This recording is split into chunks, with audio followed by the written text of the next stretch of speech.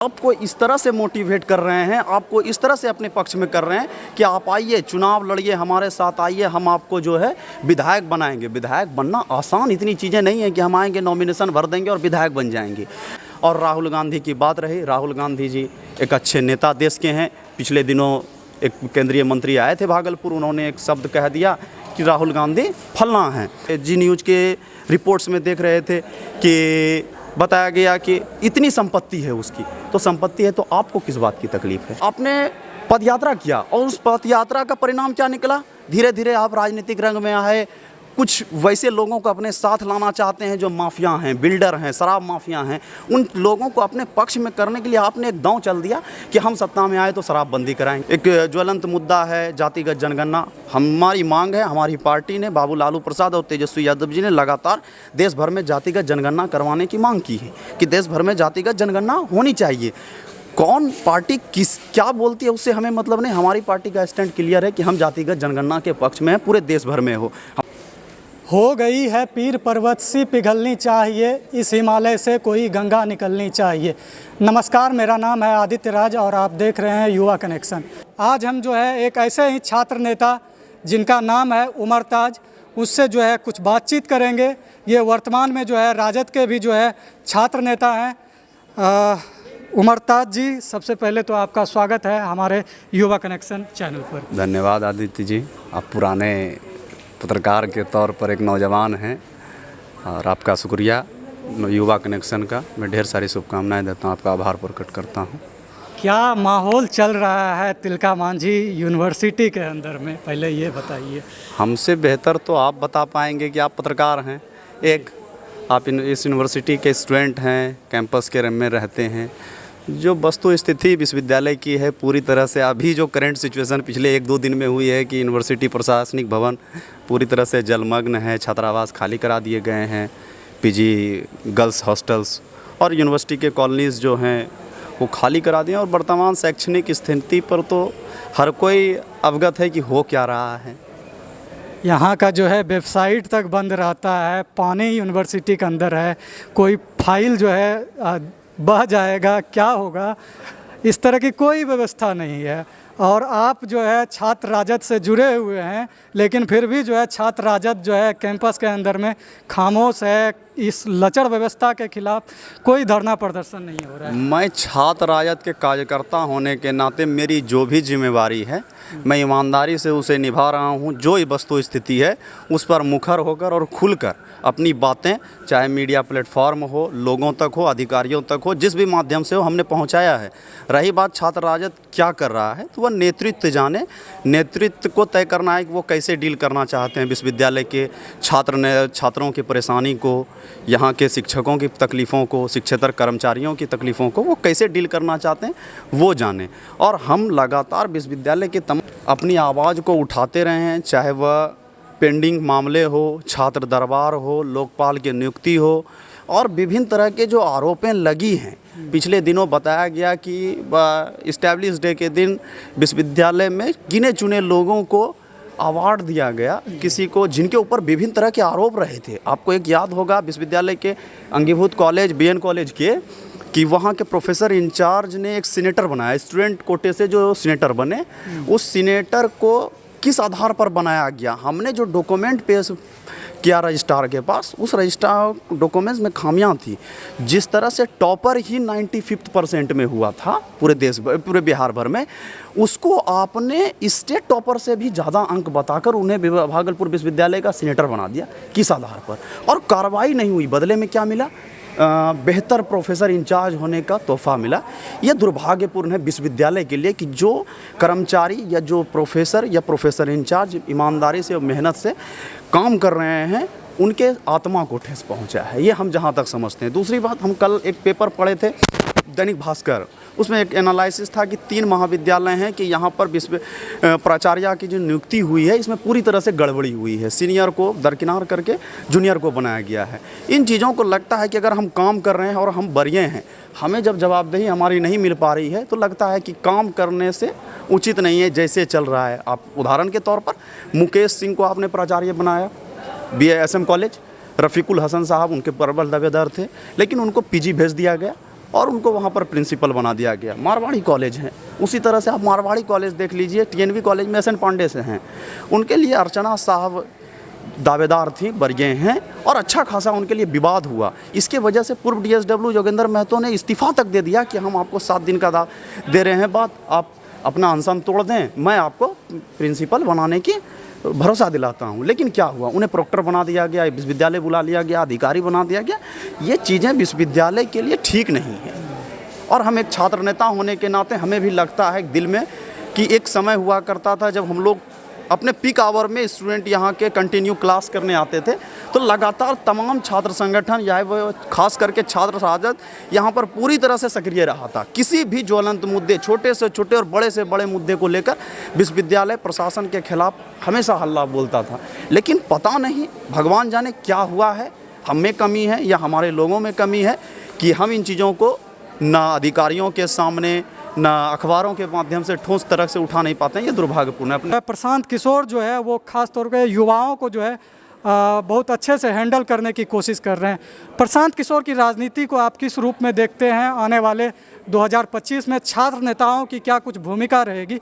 इन तमाम बातों को आप क्या कुछ कहना चाहिएगा? यही चीज़ें, प्रशांत किशोर के साथ काम कर रहे लोग कोई पेटेंट समाजवादी लोग नहीं हैं या फिर एक राजनीतिक परिवार से कोई नहीं आते हैं। जो भी उनके साथ हैं वो पेड वर्कर के तौर पर काम कर रहे हैं। आप और हम BHU या फिर काशी विश्वविद्यालय से जहाँ से भी पढ़े हुए स्टूडेंट हैं, IIT बॉम्बे, IIM से पढ़े हुए नौजवान आपको इस तरह से मोटिवेट कर रहे हैं, आपको इस तरह से अपने पक्ष में कर रहे हैं कि आप आइए, चुनाव लड़िए, हमारे साथ आइए, हम आपको जो है विधायक बनाएंगे। विधायक बनना आसान इतनी चीज़ें नहीं है कि हम आएंगे, नॉमिनेशन भर देंगे और विधायक बन जाएंगे। हमने पार्टी को, हमने राष्ट्रीय जनता दल को अपना 10 साल समय दिया है। हमने भी कहा है कि हम चुनाव लड़ेंगे। अगर पार्टी ने हमें टिकट दिया तो स्वाभाविक है चुनाव लड़ेंगे, नहीं तो बाकी विचार किया जाएगा कि हम क्या कर सकते हैं। लेकिन प्रशांत किशोर जिन कामों को लेकर आगे बढ़े हैं, ये साफ शब्दों में जिस तरह ओवैसी के ऊपर कहा जाता है वो बी टीम है, तो उसी की तरह एक दायां में है छोटा भाई, एक महिला भाई, दोनों को साथ रखा है, बीच में बड़ा भाई।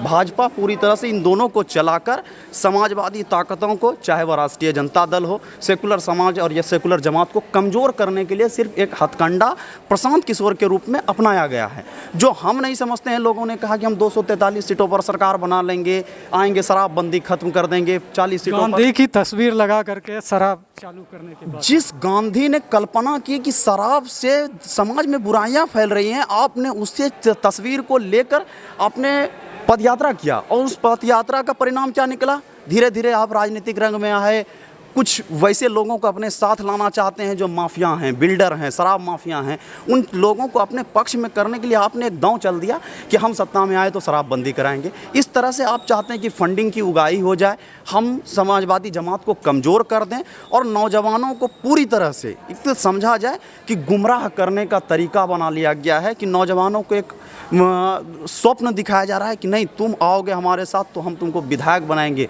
आरजेडी क्या दिया है, जदयू क्या दिया है, फलना क्या दिया, इन चीज़ों को हमें क्या दिया, हम बस इतना जानते हैं कि हम बाबू लालू प्रसाद के समर्थक हैं, उनके विचारधारा को मानने वाले लोग हैं। किसी भी परिस्थिति में हम सामंतवादी या उनसे संबंध रखे हुए लोगों से समझौता करने के लिए तैयार नहीं हैं।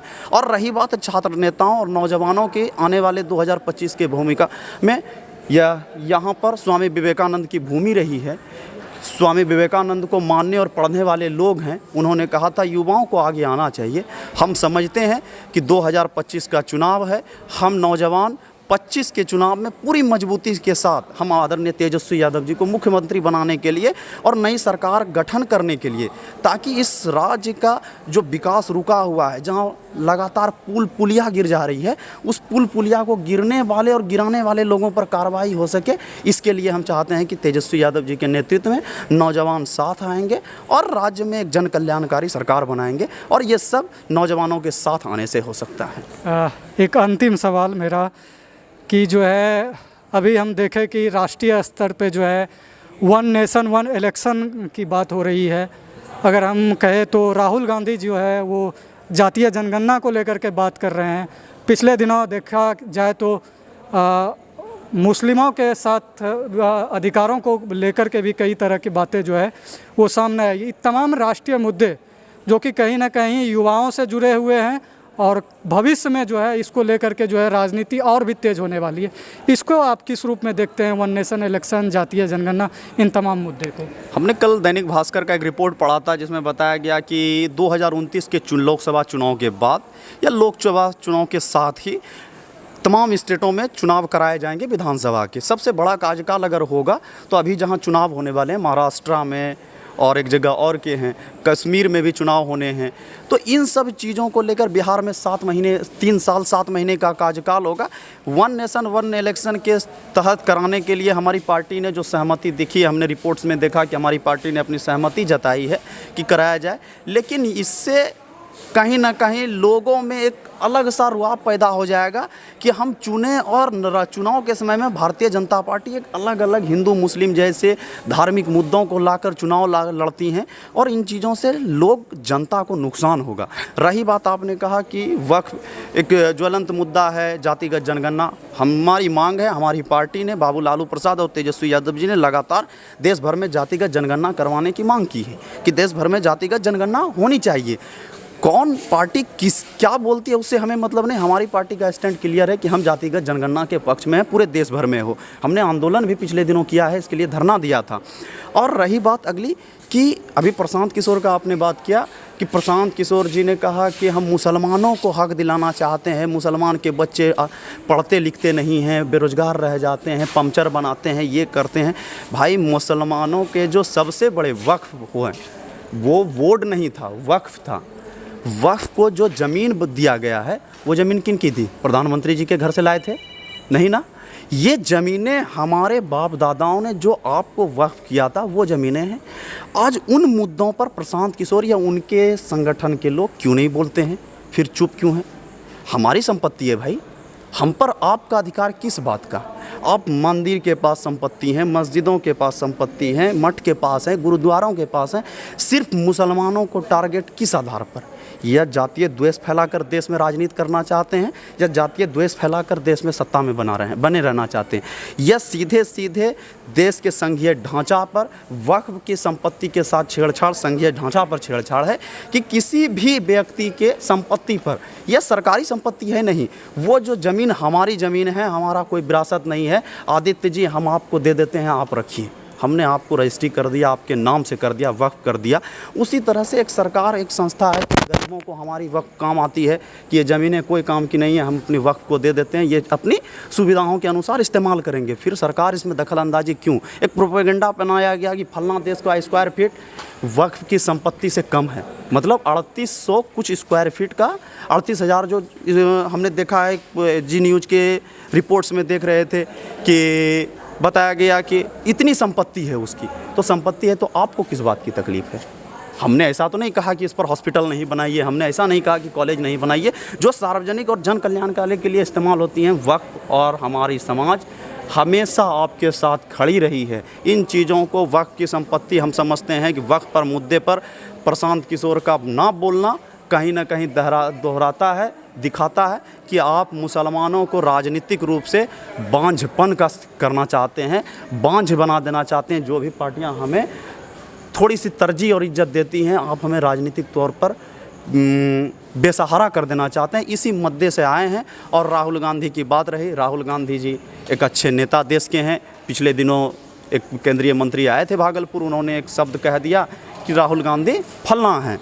तो इन चीज़ों पर हम समझते हैं कि भारतीय जनता पार्टी, प्रधानमंत्री नरेंद्र मोदी को संज्ञान लेना चाहिए कि पूर्व मोदी जी आप बताइए कि दिल से बिट्टू जी को माफ़ कर पाएंगे? कि आपके पार्टी के नेताओं ने कहा कि राहुल गांधी आतंकवादी हैं, बताइए। अफसोस की बात, नेता प्रतिपक्ष, लीडर अपोजिशन, वो लीडर अपोजिशन 140 करोड़ देश के बड़े देश का लीडर अपोजिशन, आप उसको आतंकवादी कह रहे हैं। ये किसका अपमान है भाई? विपक्ष का अपमान नहीं बल्कि इस पूरे देश का है कि जिनकी आवाज़, आपको 30% वोट मिले होंगे, 70% आपके विपक्ष में वोट गिरने के बाद उस 70% लोगों का नेतृत्व करने वाले व्यक्ति को आप आतंकवादी कह रहे हैं। इससे ज़्यादा दुर्भाग्यपूर्ण कुछ नहीं होगा। ऐसे नेताओं पर हम मांग करते हैं कि आदरणीय प्रधानमंत्री जी उस पर कार्रवाई करें, अपने कैबिनेट से बर्खास्त करें। ऐसे लोगों से देश के नाम और छवि दोनों धूमिल होती हैं।